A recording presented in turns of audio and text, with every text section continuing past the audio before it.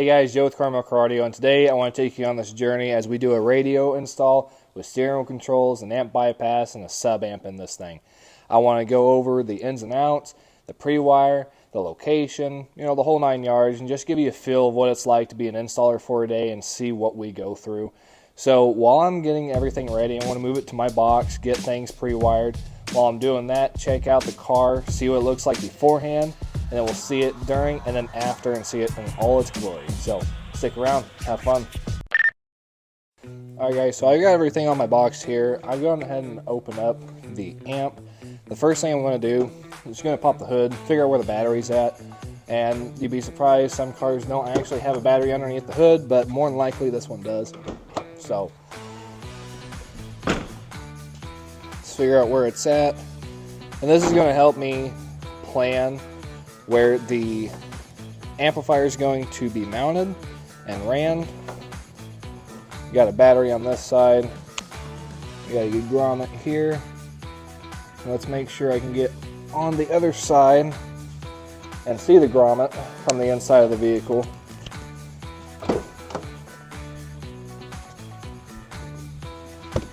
Oh man.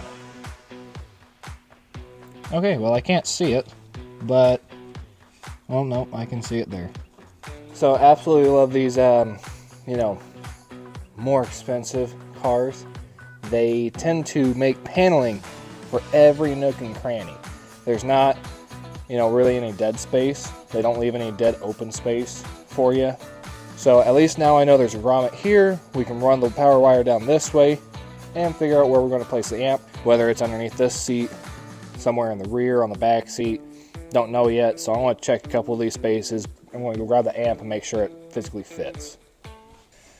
So there's absolutely no room underneath this seat, nor that seat. Even if we did that there, it's still a stupid tight fit.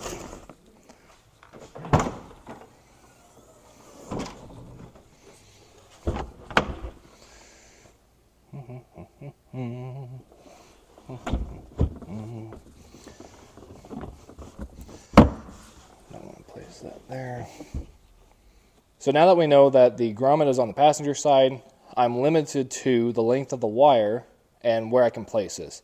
So normally we place it underneath the driver or passenger seat, back of the seats. If we can't place it in either of those locations, we've come up with creative ideas and try and find a good place that looks like it should be there. And unfortunately, if I put it on the back of this seat bottom comes and sticks out so far, and there's going to be a ton of wire showing, so I don't want to place it there. What I have found is in this quarter panel, if we pull out this siding here, this kind of just sits in like so. And then right here is a cubby. And I'm going to pull the cubby out, so whenever he gets in here, his amplifier is going to sit like so inside the cubby. Wires are going to run down through here, put a little, hole and access for the wires, grommet, all that good stuff. Run the wires forward. When the car's said and done, he'll never see the amplifier, kind of like, factory. You never see the amplifiers unless you're trying to show stuff off and you go big custom build. But this is where we're going to wind up putting the amplifier. We're going to run everything forward, so at least now I know where to place the amplifier. So let's go ahead and go pre-wire on the bench, get that ready, and the next step will come to us as we go along and work on this vehicle. So let's get to it.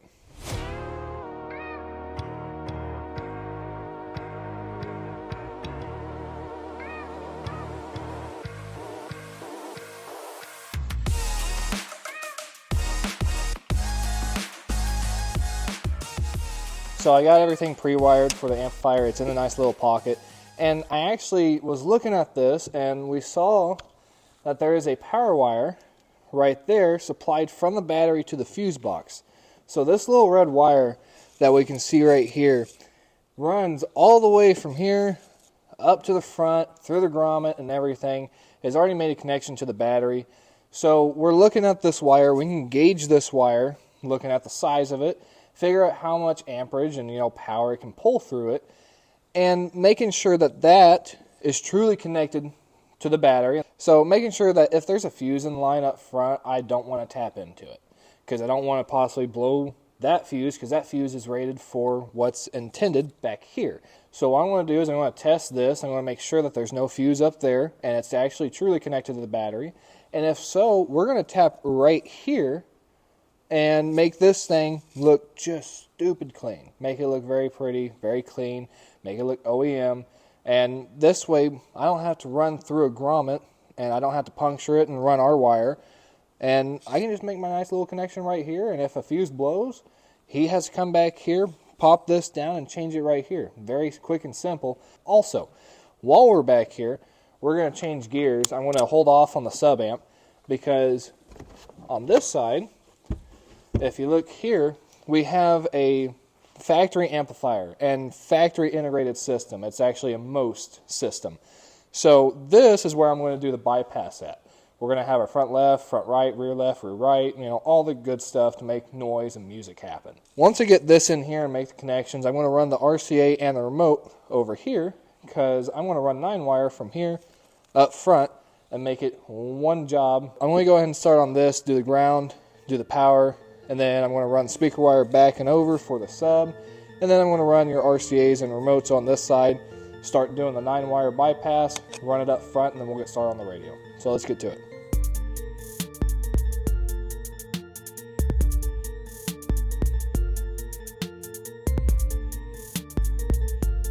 This positioning is not fun, I'll tell you that right now. So when it comes to grounding your system, we can see that there's bolts here, there's bolts here, bolt here, but it's still painted metal. What I highly recommend is a little wire brush, and you find a good spot and you make your own ground. Because once you do that, once I clean all that paint off, it's a nice solid metal, and that creates a better ground contact for your eyelet to touch, and your eyelet has already been crimped to your wire. And then when I put my screws to hold it, it's nice and solid. But if I never clean that paint off, like we see a lot of times where people take the bolt for the seat and they put it right back on, 9 times out of 10 they've already painted the bolt as well.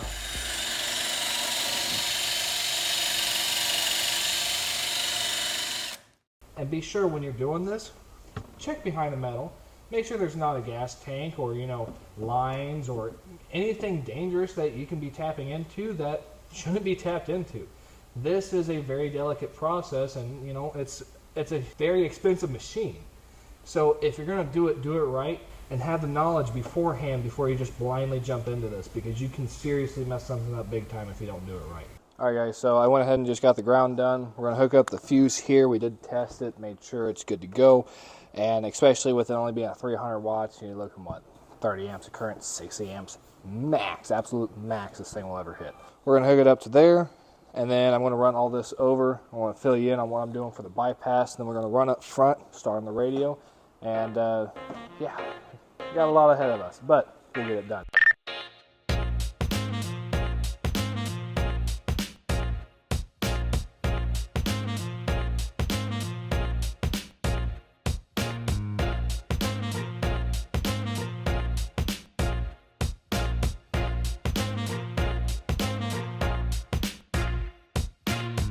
Alright guys, so I got everything torn apart, got the factory amp located, I've got the plugs located.